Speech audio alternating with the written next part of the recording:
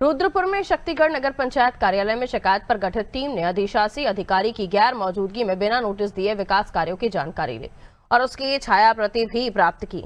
इस पर बंगाली कल्याण समिति के प्रदेश अध्यक्ष दिलीप अधिकारी के नेतृत्व में रुद्रपुर सिटी क्लब में प्रेस कॉन्फ्रेंस आयोजित की गई। प्रेस कॉन्फ्रेंस में कैबिनेट मंत्री सौरभ बहुगुणा पर बंगाली समाज को दबाने का आरोप लगाया गया और चेतावनी दी गई कि यदि ऐसा किया गया तो आने वाले विधानसभा चुनाव में इसका परिणाम भुगतना पड़ेगा। में जिस प्रकार से चुनाव के बाद से मुझे कहीं ना कहीं मैं निर्दलीय तौर से हूं, मुझे और मेरा उद्देश्य जीवन में एक ही है कि मेरे समाज में जो कलंक लगा है मंडल जी, किरण मंडल जी के द्वारा, हालांकि गलती उनकी नहीं थी, लेकिन उनको जो हमारे समाज के लोग ही भला बुरा कहते हैं, तो मैं वो कलंक मिटाने के लिए समाज में आया था।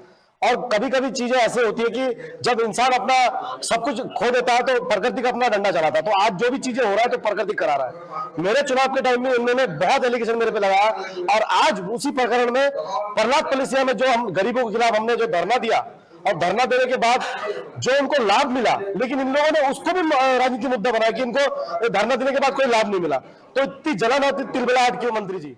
मैं आपको बताना चाहता हूँ, पूरे उत्तराखंड के हमारे बंगाली समाज से एकमात्र छोटा सा नगर पंचायत जो शक्ति फार्म है, उसका चेयरमैन सुमित मंडल जी है। निर्दलीय कैंडिडेट जिसने किसी पार्टी का सदस्यता नहीं ली, चुनाव भी निर्दलीय जीता था और आज तक अभी तक निर्दलीय में है।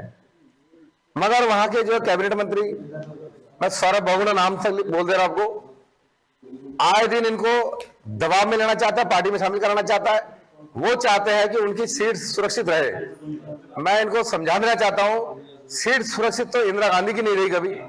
आप तो उनके कहीं से कहीं तक नहीं टिकते हो। इंदिरा गांधी जो इस देश की प्रधानमंत्री थी, एक जमाने तूती बोलता था, इमरजेंसी लगा दिया था। जब उनका नहीं सीट कभी सुरक्षित हुआ तो आपका सीट कहां से सुरक्षित हो जाएगा?